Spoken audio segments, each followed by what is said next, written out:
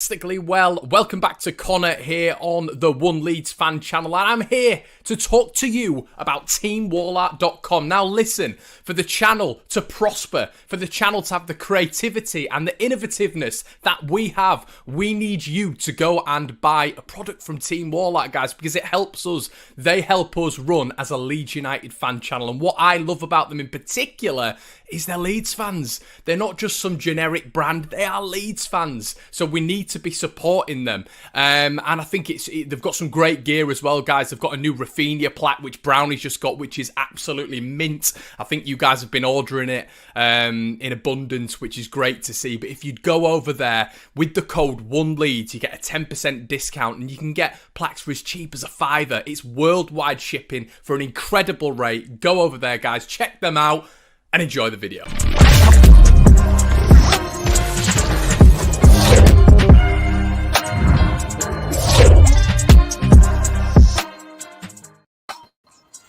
Hello everybody, hope you're doing fantastically well. It's Dick and Dom, it's Bill and Ben, it's Cannon and Ball, it's Becchio and Beckford. Me and Brownie are back for the first time.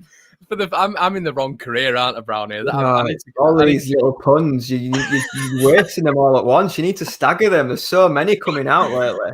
Brownie, I had Kisnorbo and Naylor up my sleeve. That was the next one. But guys, I hope you're all doing... I wouldn't mind a Kisnorbo headband to cover this mop. My word, I'll be Kisnorbo. And Naylor had a good airline, to be fair, so I'd take that. But yeah, guys, as we were just saying, I've literally just got a package through from Team Warlock. Brownie's already got this one, I think. But I don't know, Brownie, if you've got the Phillips one. We've just got the Phillips one through. I don't know if you can quite see that one. Have you got that one through? Yeah, I got Phillips. Unbelievable. And the one that I wanted, Rafa, there we go. That'll be going on the wall, everybody. So as I say, with the code ONELEADS, 10% off. The link is in the description below. Please go and get yourself one as cheap as £5 because it really helps the channel. Brownie, how on earth have you been? I've been good. I've enjoyed... I know people don't really have much affiliation with the internationals, but I don't mind it. It's a bit of a break. We finished on a win, didn't we? So it's a nice... I always think it's different when we lose just before the international break, because then it's a long 2 weeks before you can put it right again. But it was a nice little break. I think it came at the right time for us. We got that win and one hell of a month coming up for Leeds. So I think it came at a nice time with the international break. Yeah, just touching on this month. We won't go into exactly what we think on individual specific results, but just generally looking ahead to the... you know what, Brownie? I say this because we've got nothing to really fight for at this moment in time. Maybe top 10, a distant, hopefully, projection that we may be able to get to. Still unlikely for me, but if we do get it, brilliant. But we've got nothing to fear, really. I've won these next, I'll say, 3 games. I'm not discounting Sheffield United there, but the 3 big boys we've got coming up really are big boys, aren't they? Yeah, I mean, it's why we're in the Premier League, innit? Games like that. I mean, it's nice of the Premier League to smash them all together in a run of 3 games for them. That was nice of them. But, it's why we're in the Premier League. Got Sheffield United to take care of first. And if we get 3 points in that, it really sets us up nicely. It's even less of a burden if we get the 3 points against Sheffield United, because then we are... I know we are safe, but I've still got little sight of the top 10. I do think if you look at the teams that are 9th, 10th, the points they've got, the games they've got coming up as well, once we get this April out of the way, so to speak, we haven't got such a bad run in. We've got 5 of the bottom. We've got 5 teams below us still to play. So once we get this, what do we call it? Well, horrendous run out of the way. We've got some nice games, so there's no reason why we can't finish the season strongly. All positives indeed. Now, Brownie, I want to touch on this before we get into the meat and bones. As you guys know, with our sort of previews, what we do is we try to do a longer format, and we do with the...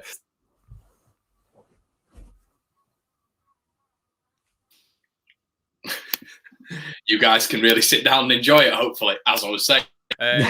So we like to do the longer format things, like shows for that purpose. Brownie, Christopher K has brought up a really good point. Roberts, obviously this week, there's been a little bit of an issue there, sent home from Wales. What are your initial thoughts on that? I mean, he's away representing the club. As a youngster, when you grow up no matter who you play for. Even little things like when you everybody's played for the school team or stuff like that. When you always get told if you go into another school, you're representing the school. You're playing for a club, you're representing the club. Has he really done that much wrong? He's got a curfew. He's lucky that he's been able to fly around the country playing football when we're all stuck at home. It doesn't sound a big deal. He's stayed up late. I haven't really read too much about it, to be honest. I just know he stayed up late. What he was doing, I don't know. Was he in a bar? Was he not? I don't know. What I will say is, and this hasn't really been brought up, I believe he's been in trouble for breaking COVID rules already this season. Yeah, I'm not aware of that, actually. He also had a little something in his presser around Christmas time about Roberts. I'll dig it back up, but nobody's mentioned it. But I'm 95% sure that he's already had a little ticking off from Bielsa this season for COVID rules. There was a time where he was out of the squad for 10 days, 2 weeks, 10 days. He had to. I've dreamt it, honestly, and I'll have to look it up. But I'm sure he's already been in Bielsa's office about COVID and stuff. I'm not saying this has anything to do with COVID. This is away on international duty. Rules are there for a reason, aren't they? Bielsa, you know what it's going to be like. He's not going to be happy. Should it affect him being in the team? For me, no. If he's the best player to play, he should play. Look at Foden. I mean, he had girls in his room in Iceland, and he's played for his country in this international break. So he's young. He's got to learn, but it can't keep happening if this is a recurrence of something that's already happened this season. Yeah, completely agree. So this weekend's opponents, championship bound, not so blady, the Blunts. We're coming up against Sheffield United. Basham's arriving. Well, we won the league at your ground. I'll get that in there. Is it a big game? Is it a rivalry? I don't dislike Sheffield United, but I can't really because I work with a lot of Sheffield United fans. But they really, really dislike Leeds, and so I think it's a bigger game for them, even though they're sort of going down. We're chilling here in mid-table, and I think hopefully Leeds can really put on a show this week. And I think that lot down the road are very nervous about this one. I do have to say that, Brownie. Yeah, for me, this is going to sound a bit weird, but it's a Yorkshire derby. Huddersfield, Sheffield Wednesday, Sheffield United, Barnsley. I put them all in the same bracket.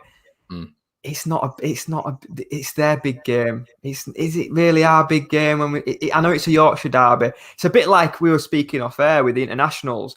My granddad was Irish. I like to see Ireland do well. People hate Scotland. I like the home nations to do well. I just think a tournament's better with them all in. When they play England, it's a big, massive game for them. But for us, it's just another game. We see the likes of playing Germany as a big game. And for Leeds, the 3 games that follow this month, they're our big games. If that makes sense. It might sound a bit big time, but that's just the truth of it. The big games for us are your Liverpools, your Man Uniteds. Yeah, and I think as well, Brownie, and this is going to absolutely narc so many people, but we always have been, always will be the biggest team in Yorkshire. You ask a Southerner, Yorkshire, straight away they'll point to Leeds United. You ask a person from Ireland, Scotland, wherever, Yorkshire, who do you think of first team straight away? Leeds United. And I don't think, you look at your Rotherhams, your Doncaster, Sheffield United, Sheffield Wednesday, etc. They can't stand that. And you're always trying with the big boys. It's like in F1. It's like with Mercedes. You're always trying to bring the big boys down, aren't you? And I think that's why they all can't stand us. People can't stand Lewis Hamilton and Mercedes because they're the big boys and they want dragging down. And I think in Yorkshire, we are the biggest team. And that's why everybody absolutely hates us. Well, Sky Sports released their new fixtures for the month. Who was playing on Sky? And they had an image of 5 players, and there was a Man United player, a Liverpool player, a Chelsea player, Man City, and a Leeds player. That's how big Leeds are. They were as part of their. It sounds daft, but part of their graphic, they had top 5 players, and one of them was Phillips. So that's the league that Leeds are seen upon. We're seen as being up in that top bracket. And I think you're right. I think it does get under people's skin. You've seen the likes of Phillips getting absolutely hammered this week playing for England. Have you ever seen anything like it? If he doesn't play for Leeds, everybody's piping up his bumhole. But because he plays for Leeds, it's just this big thing. People can't stand it. And I mean, Watkins played in the midweek. He played finger. He's done well this season. And people are all saying, oh, he's better than Bamford. Well, his stats don't suggest that. His stats, he's not scored as many. He's not set up as many. But it's just the Leeds thing for me. I just don't think people tend to like... You see it when... You hear it in commentary when you've got Andy Hinchcliffe and Don... It just... I don't know what it is, but people don't have anything good to say about Leeds. It really grates on people. People sometimes have to say it through gritted teeth. And that's, that's just how it is. But yeah... be nice to see Paul Heckingbottom lose another game at Elland Road, won't it? Yeah. Heckingbottom, I mean, we'll get into the last game where we played Sheffield United Brownie, but Heckingbottom is a bit of a weird one with me. I remember when he came in, and I've spoken about this on the channel before. One of my best mates is a Barnsley fan, and he'd completely reinvigorated Barnsley on a really low budget. You know, he brought the likes of Conor Hourihane through, Sam Winnell, Josh Scowen, etc., and he built through a really good team. And every time we used to go to Oakwell, we just really struggled to get anything down there when he was in charge. In general, really, we've always had in the past 16 years a bit of a torrid record down there. But when he came. But when he came to Leeds, I just thought to myself, you know, we've got a young guy here. He's come in, okay. Nobody is ever going to proper take to him. He's done a good job at Barnsley, but obviously this was our headspace at that point. Leeds was sort of, you know, we were getting there. With all respect, you know, we've got Bielsa now, and there we're looking at your Heckingbottoms, we're looking at your McDermotts, your Warnocks, etc. And that's no disrespect, but it's the level where we're at now. And I just think, at Leeds, I was sort of looking forward to that, and it really didn't. We never really got that bounce with Heckingbottom, did we? We never really got that surge, which even we got with managers like McDermott and like Warnock. Yeah, I mean, I played with Hecky at Bradford. He was in the first team at the same time when I was there, and he was always an experienced head on young shoulders. For me, I don't really think he ever got a chance. I know that sounds daft, but I don't think he really did. I mean, did you ever feel that with Heckingbottom, Brownie? Because I know obviously you're a bit of a student of the game as well. Did you ever think, you know, he's a young coach, he's done well where he's been at? Like, it'll be interesting to see him have a bit of a go at this. Of course, yeah, and I think he said it in his presser this week: the right club at the wrong time, and it goes back to echo what we've just said in the first 10 minutes. Leeds United is a different entity. It's all right doing it at Barnsley. It's all right doing it. I mean, he went up to Scotland and did well up there. But Leeds United, and I think that's why we were in the Championship for so long, is because the pressure that just putting that badge on just brings. It's just a whole different ball game. And so many people have come to Leeds and crumbled and not been able to hack it. Players, managers alike. I mean, look at Warnock. His record speaks for itself. How he's got Middlesbrough up near the playoffs, God only knows, because they were torrid under Woodgate. They came to Elland Road, and apart from Hull, they were awful when we hit them for 4-0. Yeah. And even he came to Elland Road with his vast experience, and he couldn't get a tune out of players. And what Heckingbottom said in his press conference before he came about everybody hates Leeds, it didn't sit right. It just wasn't a match. It just, and I just think things like that, you never, sometimes when it's one of your own, you give them a bit more time, you give them a bit of a leeway, you allow them a few mistakes. But as soon as someone's coming who said stuff like that about the club, you want to hide into nothing for me. Yeah, no, I completely agree. Chris Wilder, would you be more nervous if we were coming into this game up against Chris? Or I sort of have that weird similar feeling, because obviously Heckingbottom's been at Leeds, so you know, we always had a bit of niggle with Wilder, but I think with Heckingbottom, there's maybe something added there because he was at Leeds and it didn't work out. So I don't know if the magnitude of like Wilder up here when he comes to Leeds and Hecky, you know, down here when he comes to Leeds, I think it's sort of on the same level. Do you know what I mean? Yeah, I mean, well, we mentioned it, didn't we, about Sheffield United not having really much to play for, and all the Muppets from Leeds comments that have been thrown straight back down their throat. I think Wilder coming, I think he'd have had him up for it massively. Yeah. I really do think he'll have it up for massively. And Heckingbottom, this very similar. But I don't know. I watched them against Leicester, and they just didn't look a team. They got beat 5-0, and they were better in the FA Cup game against Chelsea. I thought they were unlucky, actually, not to get anything. They huffed and puffed. But, I mean, we've said it all season. I mean, after 5 games, I just called it that they're just not going to score enough goals. And that's proved to be what it is. They're just not going to score enough goals. And I think for them to get anything out of the game at Ellen Road, they've got to score 2. And I don't see it. I just don't see it. No, I agree, mate. Right, we're just going to share the screen now, like we've normally started to do. So let's look at the Blades last. Let's look at them on who scored and exactly what's going on. Can you see the screen, Brownie? All good? Yeah. Good. Brilliant. Okay, so it's been a bit of a weird one with Sheffield United, as we can see here with the fixtures. And when I say weird, I mean absolutely horrendous. The one that sticks out there for me, Brownie, is the fact that somehow they beat Aston Villa, which really grates on me. How Villa were able to come and do us over like that. But was that not the game straight after Leeds, by the way, the Villa game? Yes, it was, because Grealish was still out. Yeah, because that trend has still carried on into the Premier League. Apart from Liverpool on the opening day, whenever a team's beaten Leeds, they've not gone on won the next one. That's it, isn't it? And when you look at here, Brownie, it's pretty scathing when you look at the amount of goals they've scored. Exactly like you've said, 1-0 loss to Fulham, 2-0 Liverpool. They scored against Villa, but then, stalemate at Southampton, smashed by Leicester, beaten by Chelsea. I mean, the underlying theme here really is that they just don't score enough goals, do they? No, they don't. And I mean, Billy Sharp, unbelievable goal scorer. But when your strike force is Sharp and McGoldrick in the Premier League, you're going to be in the bottom 3. I'm sorry, that's just how it is. I don't think they've got a tune out of Brewster. You'll probably know more than me. Was he a Wilder signing? I'm not totally convinced that Chris Wilder went into the boardroom and said, "I want to sign Ryan Brewster for 20-odd million." I don't believe that happened. I just don't see him being a Wilder player, and probably why he hasn't played him. McBurney's not really been consistent enough. He's been in and out. He's been injured here and there. He's not really got much playing against Leeds there, doesn't he, Brownie?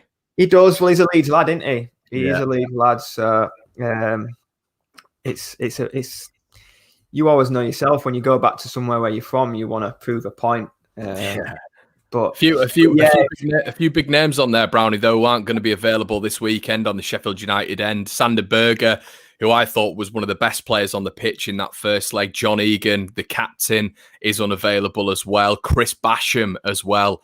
Basham won't be arriving this time, will he? He's arriving in the treatment room, Brownie. That's where he's going. I mean, I saw something quite telling where, I think someone mentioned it today, where already your big key players under Chris Wilder are out injured. Yeah, I mean, if you just look at it, Brownie, at some of the weaknesses, keeping possession of the ball, which you'd never. I don't know if that's true with. I mean, it never was with Wilder's side. They were always very good at keeping the ball, like very good in pockets of space, very good triangles, and on the overloads. Really, they were very good in those sort of areas. But I mean, the thing that stands out here, Brownie, for me, in comparison to last season, look at this one here: defending counterattacks and defending set pieces. That was just. It wasn't even in existence for Sheffield United last year, was it? No, and that's what's really been telling this year. They've just seen they have been getting beat by the odd goal here and there. They've not been getting blown away, apart from the Leicester game aside. But they've just seemed a different team. They haven't seen the same Sheffield United. Can I ask you a question about that, Brownie? Yeah, sure. So, with regards to Leeds United, and I think this is quite a good comparison between the two clubs because our wage budget isn't through the roof, probably a little bit higher than Sheffield United's potentially with, likes of Rafinha and Rodrigo. But I think in terms of clubs and how we've been able to do it and sort of get to that next level without having billionaire owners, I think that's sort of quite a good comparison between the clubs. But with Sheffield United, when Jack O'Connell was out injured, when Egan's out injured, these are big players. But when Leeds have had players like Cooper out, when Leeds have had players like Robin Koch out, the brilliant thing about Marcelo Bielsa is he embeds into his squads and his players and his philosophy. The main thing is versatility. And I just think with Sheffield United, they do not have that. And if that's starting 11, which was majority fit last year, by the way, they had an incredible season for keeping the first 11 fit, which, the fact they finished 9th was unbelievable, but they did have a lot of luck in terms of keeping the mainstays fit. Does that just give even more testament to what Marcelo Bielsa has done at Leeds United? Yeah, I think you bang on it. It's very rare to have you're starting 11 fully fit for the full season. And if you're solely relying on them 11 players, at some point you're going to come unstuck because it's just not feasible to keep them all fit all the time for year upon year upon year. And you've seen that this year where they've had players out and what they've had to come in to replace it just hasn't cut the grade. And when Leeds have had players out, and we've had players out massively, and it just feels like sometimes you can't even work out what formation we're playing. Players just play. They're so versatile. I mean, Stuart Dallas, I mean, the only place he hasn't played in net is in goal. Only place he hasn't played is in goal. I mean, I reckon he'd be a decent keeper as well. He probably would do. He'd probably still get a 7 out of a 10. I mean, and that's just the thing. You see players popping up in different positions. We've mentioned Roberts, and I know I've given him a hard time, but he's come out and said he wants to be a striker, so he's playing out of position. There's players playing out of position. You see Rafinha on each wing. Ayling's played centre half probably the same amount of times he's played right back this season. Yeah. It's just been all over the place, but that's drilled into him, that versatility. It's like we've got 11 James Milners at time. We just put people where they want.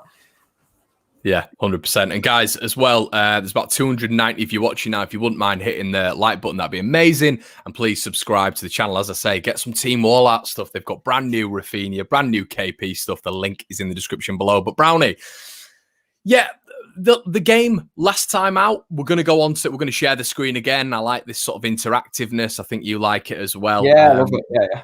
Bill and Ben, the Flower Pot men, doing really well on these streams. So I think we need Carragher and Neville. We got us here, whirling away. But better accents, I would say. Better, better lingo. But yeah, the game last time out. Once again, Brownie, I don't know if you feel this, mate, but I feel every time, well, maybe not every time, because we've had bad bouts against Sheffield United under Wilder, when Christensen was here, etc. We'd always lose to them. They came and beat us at Ellen Road, they then beat us at Bramall Lane. But Bielsa versus Wilder, it's always had, and obviously it's not going to be Wilder this weekend, but you presume it's going to be still that same 3-5-2 formation, same players, same ideologies. It's always been really nip and tuck, and it's always been a key moment. For example, at Ellen Road, the mistake at the back, Dean Henderson passing the ball out to Jack Clark. There's always been a little bit of a moment, a mistake that's led to a goal. It's always been such a fine tooth nail game, hasn't it? So narrow. Yeah, definitely, and you can see that with Sheffield United this season as well. They've lost a lot of games, but I think there's a stat where they've all been by 1 goal. 1-0, yeah. 2-1, 2-1. Yeah. 2-1, 1-0. They've all been by the odd goal. And I think that's just, if you live your life like that at Sheffield United, eventually, and this season, unfortunately for them, it's happened, eventually you're going to come unstuck. And they've always been that, you mentioned the set pieces and stuff, they've always been that gritty team. And the game at Ellen Road where, I mean, we could have got promoted if we beat him at Ellen Road that year, where Basham scores. We get promoted that year. I think it always seems where one mistake decides it in the Leeds Sheffield United games. Yorkshire derbies, even when we played Huddersfield in the past. I know one year we went to Huddersfield and we spanked them when Mawat put it in the top bin. But usually in Huddersfield games, it's by the odd goal here and there. And I think Yorkshire derbies are like that. They're always very tight. Derbies in general. They always seem to be really tight games. Whether that's added pressure, I don't know. But yeah, I think you're right to highlight the fact that will it be different now it's Heckingbottom? Will he have had the break? No disrespect to Sheffield United, but I don't think they've had too many players aware of international duty. Whereas Leeds have had players here, there, and everywhere. Have they had time to work on something different? Will they play the same way? Don't know. I think as well, Brownie, we saw potentially one of the moments of the season in that game, in my personal opinion. Ball breaks to John Lundstrom. Nobody's around him. Really good passage of play from Sheffield United. And it's a quite outstanding save from Ilan Meslier. Do you remember that one? It was... Yeah. I still think that's save of the season. And again, it's right on the stroke of half-time. Could have gone in 1-0. It's a completely different game. Then you're having to break them down. Sheffield United, you saw with the Villa win, they got the one that went 1-0 up and they just sat, and it's just horrible when you're playing a team like that who are gritty and dogged. So the first goal again is massive. We always say it, the first goal is huge, but especially in a game like this. Did you ever come up against Jagielka in your career, Brownie? Not unless I've played against him when I was younger in youth teams and stuff. I'm not sure, but in a game, no. But I mean, going back to the game at Ellen Road, the one we lost when Basham scored, if you think back to it, my God, it could have been 4-5, 6-0. The amount of chances we had in that first half. I remember Roberts hit the post. 2 minutes later, they went and scored, didn't they? Janssen had the chance right later on where it's gone. I just don't know how it's gone in. And then you look back at the game and it's 1-0. And it's just them type of games. They always seem to be like that with them. But no, for Jagielka, not unless I've played against him in the reserves or something like that I've not been aware of. But do you think he'll play? Yeah, it's a good little caveat again, mate. We'll have a look at it now, just in terms of Jags. But I think he's been starting and he's actually been doing really well for them. So this is obviously the last time out we played them. We sort of match them up, Brownie, don't we? All the time, because obviously they play two up front. Leeds don't stick to the traditional 4-1-4-1 formation.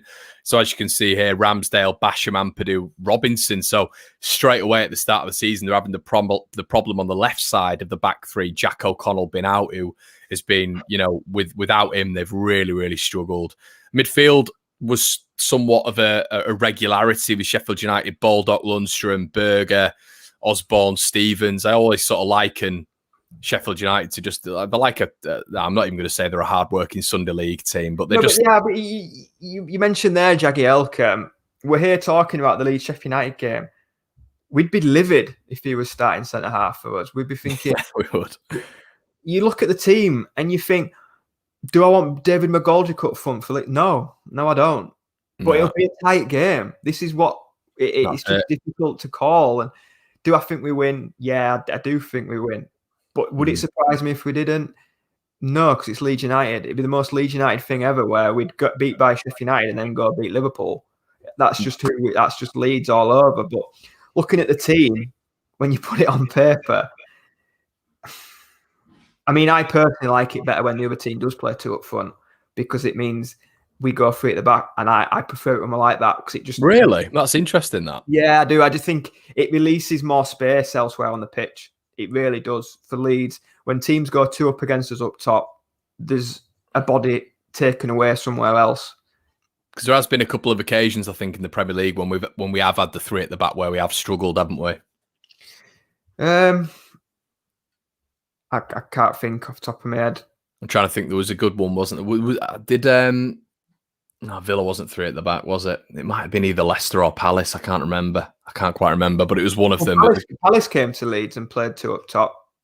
Yeah, true. I don't know if we went to Selhurst Park, but then I just remember Jordan Ayew maybe playing as a sole striker, actually. So, yeah, maybe that was... Yeah, incorrect. I mean, I just think, will we have more of the ball than Sheffield United? 100%.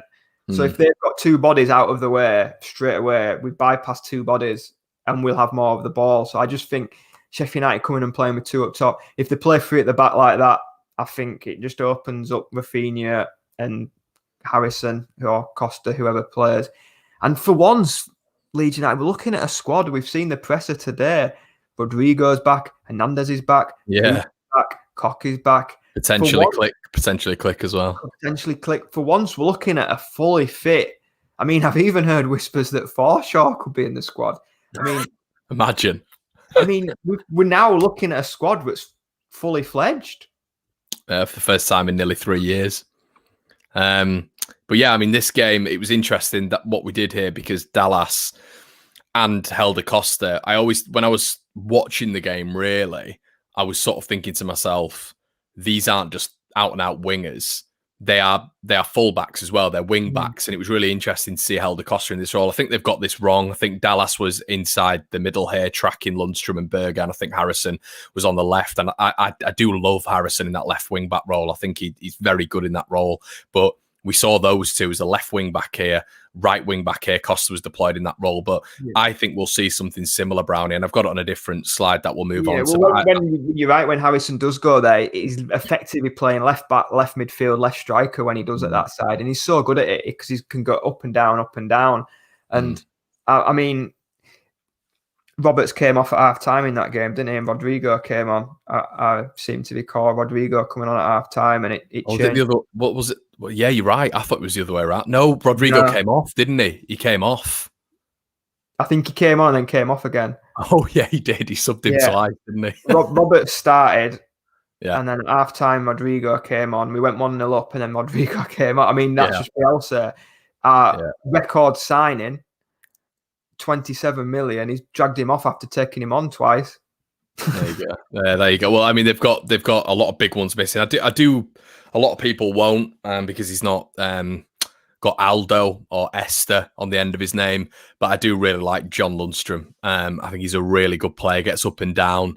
You know, he can play really anywhere across that midfield. And I think in that first game, him and Berger, I'll be honest, Brownie, I thought in that game we really did lose the midfield battle. I thought they were very physical inside there and they moved the ball a lot better. I don't know what you think about that. Yeah, well, for me, Lundstrom, mate, he was key in the year they did well. The key when they came up, he's their Dallas. Really, he seems to pop. He's there. He's what Dallas is like for us. You'll see him popping up in sometimes in defence, in midfield, fullback. He'll be all over the place. So for people who are unaware of him, that's basically what he is to them. He's just our Stuart Dallas, only not as good. Yeah, mate. But this is sort of how I see it sort of lining up. Obviously, ignore these sort of random positions here and stuff like this. But obviously, with Leeds with 3 at the back, I want to get your take on this as well. Obviously, if we're playing the sort of 3-3-1-3 system, this is normally how it looks. And to be honest, Brownie, how it normally is with Leeds when we're playing is it turns into a 3-5-2. So I don't think it's always molded into a 3-3-1-3. But looking at that just initially, we'll start at the back. Before we go through this, I'm going to fire a question at you. Go on. Phillips has played 3 games in 6 days. Do you think he plays him? It's a really good point, and you're just thinking potentially Robin Koch could come in defensive midfield. I'm just thinking we've got some horrendous games coming up, and he has been away with England. I couldn't believe he's played all 3 games. If Kane had played all 3 games, Mourinho would be going mad. Yeah, he would. It's a really good point, that Brownie, actually, because I do wonder, because Koch's obviously there and thereabouts, isn't he? And I do wonder with our hectic schedule, obviously Koch's played there in this position so many times for Germany. For Freiburg, he played in this position most weeks. Yeah. So I don't know, but then it's a Yorkshire derby. Do you want someone in there, gritty? I mean, it all depends on how players come back from international duty. It really does. But that's just something I've thought of, that Phillips, he played the most minutes out of any England player. 3 games, 6 days. It's a lot of football. And then he's coming into a schedule that includes Liverpool, Man United, Man City. Yeah. So obviously ignore these annoying arrows. But with regards to the back line, I really like Ayling in a back 3. And I think in this system, he's very good on the right side. I think he deals with pace as well quite well. I think he'll deal with McBurney there. I really just like him on that right side. Llorente, I'm just giving you an explanation from a back 3 here. Llorente, I think a ball playing centre-back in this back 3 is perfect, really. And then Struijk, obviously, is that left-sider, and I think he's been brilliant this year. That's who I would go with as a back 3. I think Cooper's obviously back. I think Cooper starts. Yeah, I'm just more interested, Brownie, in what you would do. I quite like continuity, and I think we've got that a little bit with these boys. I don't know if... Go on. I mean, I've just mentioned Phillips. You could put Struijk in there. I mean, I'm not a massive fan of him in there. No. But if Cooper's fit, Cooper plays. People might not like me saying that. People think he's not good enough. Cooper has his haters. I personally think he's done well this season. He's probably done better this season than he has in the Championship, which sounds utterly bonkers. But I think he's done better this year than he probably did last year. But I think he's the captain. So Yorkshire derby, I think Cooper plays if he's fully fit. I can't see Cooper being on the bench. So in that case, if Calvin is playing, what are you doing? Who's coming out? That's why I'm glad I only play Football Manager and help pick a team at Scarborough, because you've got a whole magnitude of players there, and you just think, who do you leave out? Because are you a fan of that back 3 there, Brownie? Yeah, I think it's great. Yeah, but I don't think it will be that. I think it is an inch. Ayling plays 100%, and I think Cooper plays. And then you've got Struijk, Llorente, Koch, who plays with it. Yeah, it's interesting, isn't it? 'Cause it's we've never had this sort of No, we conundrum haven't. where we've got Stroik, Llorente, Ayling, Cock, Cooper. We've essentially got 5 And I centre think backs we could this choose might from. sound, I don't want to say lucky because that's not what I mean, but I don't know the right word. I left school in year 10. Bielsa's been lucky in the sense where he's never had to really make decisions like that. Yeah. Someone's come in because someone's got injured. We've always had it. Someone's dropped out, so someone's come in. Sometimes we've had to change positions around because we haven't got enough bodies to fill it. We've been putting square pegs in round holes. For the first time, he's got to make a decision on who he's going with in that back three. Well, do you know what's going to be interesting as well, Brownie? We're not sure if Click is going to be fit. Now, my gut tells me he's not going to be fit. So that in terms of 3 central midfielders here, if Click isn't fit, who are we looking at coming in there? Have you got Roberts in that team? Yeah, I've got Roberts just sort of here. I mean, Hernandez is fit. If he can't play against Sheffield United, he can't play against anyone in the Premier League. I've just realised I've got 12 players on the pitch. That's how difficult it is to pick a team. We can't get him out. So, yeah, you said it, not me, mate. And I didn't mean that like that. Just but put it on record that that's getting out came from. God. I mean, I was thinking it, and I've said it for a long time, but I didn't say it live. Yeah, I did, but I'm going to go on record. And all I'm saying is I want Roberts just near that corner flag right there. But no, I actually would start Roberts. I know you wouldn't. He's at the wrong side of the white line for me. He needs to be the other side of it doing stretches. I've no idea I've missed that. I know when I go back onto the comments, everyone's going to be like, Connor, and that makes it a lot easier, actually. I was so confused. I was like, why is this so difficult? There you go. So that team would have won, though. I reckon. Yeah. I mean, we're not allowed to play with 12 players, but we're all going forward as well, as you can see by the arrows. But that is. I once played against. You're laughing, mate. I once played against Huddersfield, and my youth team I was in was ridiculous, mate. I mean, we're talking like Danny Rose, Fabian Delph. It was that year. Like, we had Howson. The team was ridiculous. We weren't ever really going to get beat. We went a full year not getting beat one year. And we were playing Huddersfield. And they had so much more of the ball. And I was running around thinking, what's going on? They had 12 men. It took me 10, 15 minutes to get to grips and to get to the referee. The referee hadn't counted properly. They had an extra man on the pitch. So you're right, mate. It does make a massive difference when you've got 12 men. Mate, I've had an absolute shocker. I think I've actually have I got the right men on? This is what, 1, 2, 3, 4. Hold on. 1, 2, 3, 4, 5, 6, 7, 8, 9, 10. I have got the right. That's right. So what's going on there? So there we go. So back up. Right, we're gonna have a look again. You got to watch out for the arrows. This is one Leeds at its best here. So it's the formation. It's because in this I'm always looking. Hold on, I've just got my cursor over John Fleck here. It's because on this I've always got a 4-1-4-1. So when I'm being manipulated to a 3-3-1-3, I'm all over the shop. Hold on a sec. But that's quite telling, because just putting it down on a piece of paper is so difficult, and that's what other teams have to deal with. It's not usual to come up against stuff like that with 3 here, 3 there, 1 there, 3 there. It is a really unusual formation. Oh, mate, absolutely. And that's what other teams have to deal with, and that's why it's found so many teams out. No, you bang on, mate. Right, here we go. We're back on it. So 3-3, and this is where I had Roberts just here. Yeah, that makes complete sense, doesn't it? Just in my head. 3-1-3, yeah. That's spot on. I mean, I think we're in a position this weekend where players are not even going to make the squad.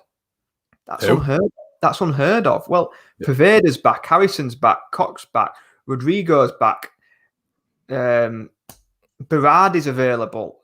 I mean, there's 6, and you got them there. There's players not even going to make. I mean, I've never known on if it's going to be really fascinating to see at the back for me, because he's never really had to make that ultimate decision. Right, what is my strongest team? Because it's always been depleted.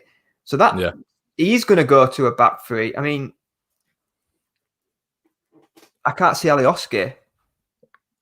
No, Alioski's not on there.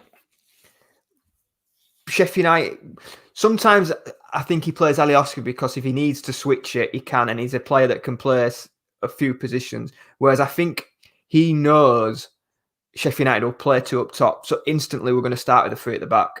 I think sometimes you play against teams and you're not sure if they're going to go one up top or two up top. Sheffield United will do. Sheffield United will have two up top. So I think you're probably right. I don't think Alioski makes the team purely because of that, because if we have to switch it, Dallas can just drop straight back there and we can go straight to a back four. And I will say this as well, Brownie. If I had the choice right now, and you're going to absolutely hate me for this, at the minute I would probably choose Roberts over Rodrigo. What are your thoughts on that? Oh, so you weren't joking. You have been serious. Right.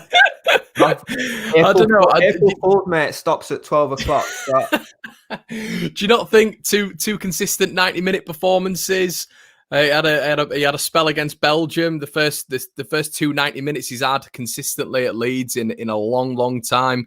He's been getting better. You're not having it? No, I know he's not. I know he's not had an amount of goal contributions, but he had that little moment against Fulham, which was cruelly ruled out. Are you still not having him for this game? Look at us, cruelly ruled out. All right, Lampard, bloody hell. You're still not having him? No, you would you put Rodrigo in there? Would you? I'd rather put you in there. No, I'm joking. No, he has been getting better. Getting better. Our left back still does have a better goals to game ratio and a better assist to game ratio than our number 10, but he has been getting better. Yeah. I don't think what happened with Wales will come into it for me. If he's going to play, he's going to play. I don't think too much discipline thing's going to come into it. I just think if Rodrigo's available, he's got to play. Mm. Yeah, it's interesting. A lot of people agreeing with you, Brownie, saying no in the comments. King Gelhard saying madness. He was so poor for Wales, says Gilbert. But then Gelhard. I've looked into Roberts with Wales, and funnily enough, he hasn't got an assist or a goal there either. Maybe that's a coincidence. Yeah, I don't know. Just talking of Gelhard though. Gelhard himself has got to be he's got to be knocking in and around it. Is this not a game where you can throw him in? I mean, I thought he'd come on against Fulham. I really did think he'd come on in the Fulham game. He was on the bench. We didn't really look like we were going to lose it. I thought he'd have come on in that. It'd be interesting to see what people think about Gelhard, because there's not much more he can do in the 23s. He's gone away with England. He's scored with England in the international break. He's played in the Championship for Wigan. He got played a month in the Championship 1 month for Wigan. He's not like he's just a kid. He's got a bit. Yeah, I mean, I do. We do a bit of under 23 stuff for my work, and I mean, there's always a reason, isn't there, Brownie? And we always know with Bielsa that he seems to get it right every single time. He held Jack Clark back for a while, then he stuck him in, and it worked. And I just think there must be a reason. Even Pascal Stroik, we've only seen him emerge this year, so there's always seemingly a reason. Yeah. But I tell you what, Brownie, he's some player, and like you just said, I know Roberts is getting better, and I mean, could he not do what Roberts is doing? Yeah, and that's what I was just alluding to, the fact that what he is doing is absolutely ripping it up. And Sheffield United's under 23s as well are in Premier League 2, so that sort of level is what he's coming up against. So I don't think there's going to be that massive difference as well, because Sheffield United this weekend, Brownie, their entire bench will be under 23. So Roberts has dropped into the 23s this season and played in games. Has he done as well as Gelhard has when he's played? Not when it comes to stats, but neither's Poveda. Now, you look at Poveda, and when you look at the Greenwood and Gelhard's product and what they've done this year, Gelhard. He went away with England as well and scored. I mean, they're both doing it in the 23s. They've gone away with the club. They've gone away with the country. Sorry, scored for the country, and I think that's going away from the game. That's what really excites me about Leeds. I know we're looking at a transfer window coming up with hopefully DePaul, the left back, some really key internationals. And we see this, we're going to sign 5 players. I reckon we'll sign 8 or 9, because we'll sign another 3 or 4 23 players. And I think that's what we've done for the last 12, 18 months. we've been adding some unbelievable under-23 players into that youth setup. And then we've seen the emergence of Strike. They're slowly getting introduced into the first team.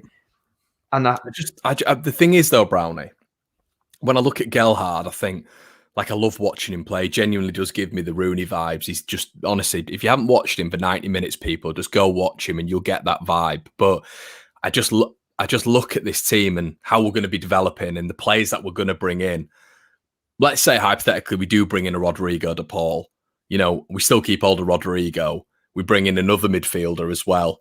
Obviously, I know Gelhardt can play, 9, 10, whatever, but Bamford keeps his place. I just do wonder. I think maybe players like Cody Drama maybe will get a look in ahead of players like Gelhardt because it's such a difficult and stacked position, isn't it? Well, you just took the words out of my mouth then, which was a bit spooky. But what I was going to say is, when we've played in the League Cup and we've played in the FA Cup, the Crawley game, we brought the 3 young lads on at half time. Huggins has come on in the Arsenal game. The young lads that are coming on, it's like the Huggins, someone will know it in the comments, the centre midfielder that came on against Crawley. Jack Jenkins. Yeah. They're the players that are coming on. Yeah, Greenwood, Gelhardt, Somerville, who's been ripping it up. They're the 3 that, when you think of the 23s, Greenwood, Gelhardt, Somerville are the 3 that you really think they've got a bit. But they're the ones that aren't getting that look in. Liam Sharples as well. Shout out to Liam there, Brownie. Look at that. Just copped 27 quid's worth of plaques from Team Warlock, mate. Thanks for the discount code. Well worth it, mate. Honestly, I've got plaques coming out my arse, and I love it. That's gonna. I keep getting stuff clipped up. I need to stop saying these things. But yeah, but you're right with the talking point there at the start of it. Bielsa does seem to integrate them. Yeah, bang on the right time, and that's why he's the best, isn't he? It is. But yeah, mate, I can't. I'd love to see. I mean, even Louis just said here, like 3-1-4-2, Joffy G and Bamford up front. I just want to see. I want to see Gelhardt so much. Mate, he's really so good. Like, but then when you flip it around and you're looking at the Sheffield United team, and you're talking Jagielka, McGoldrick, why not? He can play against them players. Well, they've got a really good youth setup as well. They've got a really good 23 setup, and there's rumours that there's going to be a lot of them on the bench for this game. And I think you always see that, Brownie, don't you? You'll have known that in your Leeds days. But when a team's sort of struggling, they've got players out. You always, and that's where we saw the emergence of Milner for Leeds, wasn't it? Is when we're sort of on that decline, and I think you'll probably start to see that with Sheffield United. When you're on the decline, injuries, you do start seeing a lot of the youth products come through, and they're doing really well. Especially when Sheffield United, I mean, if we beat them, they can't catch us. They can't. We could go on our holidays and they can't catch Sheffield United. I know it's not over till the fat lady sings, but they're planning for next year in the Championship. So Brownie, you're on 14 points, mate. They've got to do, haven't they? Yeah. So if they've got this unbelievable youth set up, throw them in, get them that experience. They've got 10 games to get some first team experience. They've got to be what the future is for Sheffield United. Definitely, completely agree, mate. So yeah, Brian, I think that's sort of it, mate. I mean, I guess we've got our score predictions. Did you get the Fulham one right? We need to start noting these down. Absolutely. Did you get Fulham I remember it. I got it absolutely bang on, mate. So 3 points. How convenient. How convenient. So I think that puts me. So it was 2-2, 3 points for getting it bang on. So I'm 5-2 up. So I'm going to let you go first. And I'm going to say that I'm not going to copy your answer. Yeah, I don't think we should do that. I think you see that with podcasts and stuff everywhere, don't you? It's like, they copy each other's answers. That's not how it should be. So we've got the run in. So we've got you 5-2 up. Get your comments in the section below as well, guys, of what you think the score will be. And then later on in the streams, you can have a laugh if you've got it right and make sure you pin it and we'll bring it up on the stream. But I'm going to go this weekend, Leeds United 2, Sheffield United 0.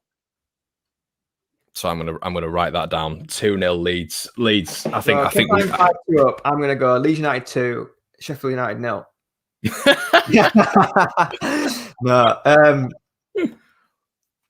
This is gonna sound weird. I'm tempted to go for a draw. I'm not gonna. Honestly, I'm not gonna but it's not going to be as straightforward as a lot of us are thinking. No, it's not. Right, so we got Brownies. We're going. Have you got a Desmond then? No, Leeds 4, Sheffield United 0.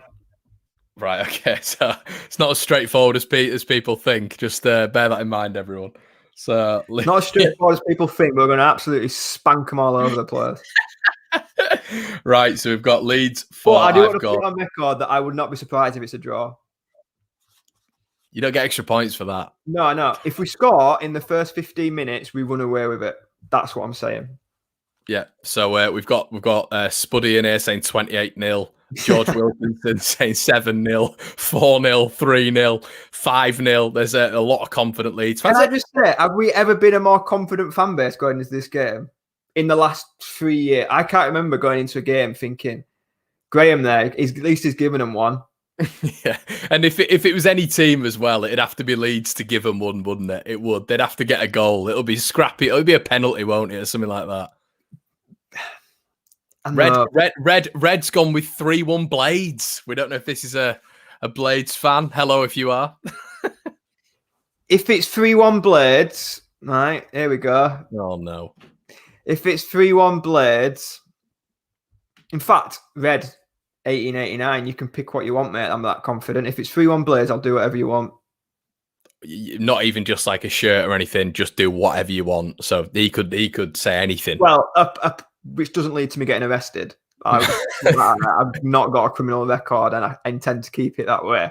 I think Lee's got a really good point, though. That this is going to be a massive game for them. Yeah, if they want to get their momentum started, like we saw Newcastle. It's a very different scenario, but we saw Newcastle do it when they went down under Rafa, and they went on a bit of a surge towards the end of the season. I'm not for one saying Sheffield United are going to do that, because I don't think they will. But to go out there, put a marker down, next season we go again. This is the perfect game to do that for them. Well, I'm just looking at. I've no interest in Sheffield United, so I didn't know what their fixtures were after. I mean, after Leeds, they play Arsenal at home. I mean, they've got Arsenal. Then Lee's right, and I think we said this right at the start of the show. Is this all they've got left? Yeah, of course it is. Yeah.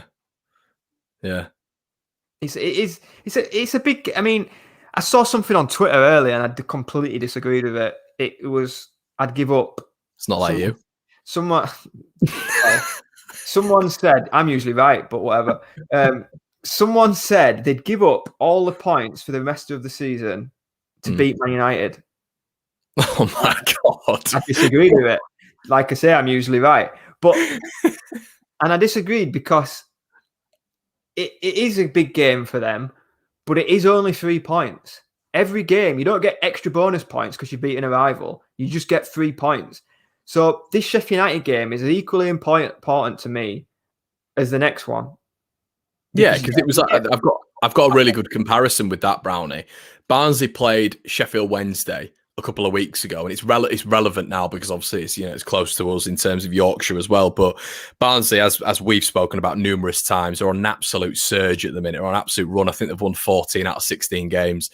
Sheffield Wednesday went to Barnsley, did a job on them, beat them 2-1, and you had loads of Wednesday fans absolutely licking up Barnsley fans, saying ha, we've beaten you, blah blah blah, in your big final. But at the end of the day, Barnsley are going to make the playoffs, and Sheffield Wednesday are going to go down. So, you've got to look at it in terms of relative matter. This is going to be a big game for Sheffield United because they want to start their momentum. But overall, doesn't mean anything, does it? Exactly right. If Sheffield United come to Ellen Road and beat us, it'll be massive. Whoever scores, it'll be McGoldrick arriving or something like that. You would get it jammed down our throats. And then in the grand scheme of things, you're playing QPR, you're playing Luton, you're playing Birmingham. I feel like Brownie with Sheffield United, we've always had this as well. It's you've beaten us, but we've gone up as champions the next year. I mean, they're not even the biggest team in Sheffield, let alone in Yorkshire. To be fair, I can't imagine Sheffield United fans who've watched an hour of this, so you're probably not offended anyone. I'm only joking before I get hammered. Well, imagine this though. Red Jagielka, imagine. Oh God, that'd be poor. That'd be poor from our standards. From a Sheffield United point of view, though, obviously we're giving the Leeds side. What do they want to see to the end of the season? Do they want to see the same players playing, or do they want to see their youth team be incorporated into teams to see what they've got? Do they want to use these next few games to see what they've got coming through, or do they want to just carry on getting beat as they are? I mean, I love how you said, do they want to? But Red said here, if Sheffield United win 3-1, we'll have a new Xbox. So yeah, Red, let us know on Twitter. One Leeds FC and Brownie. If you do win 3-1, we'll get Brownie to sort that out for you. But yeah, mate, unless you've got anything else to say about the game, we will end it there. We've nearly been going an hour. I think we've covered pretty much everything. No, it's just good to be back with club football, isn't it, mate? Like we said, international break came at a right time for us. Probably came at a right time for Sheffield United with their mess with managerial goings on. New manager getting chance to work with the players. But I don't see much changing for Sheffield United. The Leicester game was poor. It just looked like they gave up in that game. Like I said, I've gone 4-0. If we get 1 or 2 earlier, it could be a riot. And can I also say one more thing? They've not got a lot of key players, and one man that didn't even appear in that game is the emergence of the rebirth of Pele. You know, our Pele didn't even play in that game. Ronaldinho, whatever you want to call him, he didn't even play. So I just think against the depleted Sheffield United side, if Rafinha gets the taste of it early on, it could be a long night, evening for Sheffield United, couldn't it? Yeah, I just hope. Ellen Road's had another few weeks to dry out, whatever it needs to do, thaw out. Yeah. The ice. I just hope the pitch plays better, because it is embarrassing. It does wind me up. I know a lot of things do, but that pitch is pretty shocking, isn't it? So the weather's been dry. It's not been raining. We've had quite a bit of sun. I just hope, because I just want to see Rafinha being able to stand up and run. Because like you say, it'll play into their hands, won't it? It'll play into their hands if the pitch is crap, I think. If they play, if they play free at the back as well, the space Rafinha will find himself in is scary, which is why I don't know if Heckingbottom will spring a surprise or not. Yeah, we've seen a lot of sort of teams doubling up on him recently. But as I say, we've gone for wins, both of us, which is quite unusual. I will take the flak for that because I'm a negative git. But I really appreciate the comments, guys. Please, as well, as we've said throughout it, get yourself some from Team Warlock. If you want to contribute to the channel, there's a PayPal link in the description below. And yeah, guys, please like, comment, and subscribe if you're new as well. And we will be back either on Saturday night, or Sunday midday. But I will let you know in advance. So we will be back with the review of the game. Brownie, thanks for joining me, buddy. Dan, I'm just going to go check how much Xboxes are.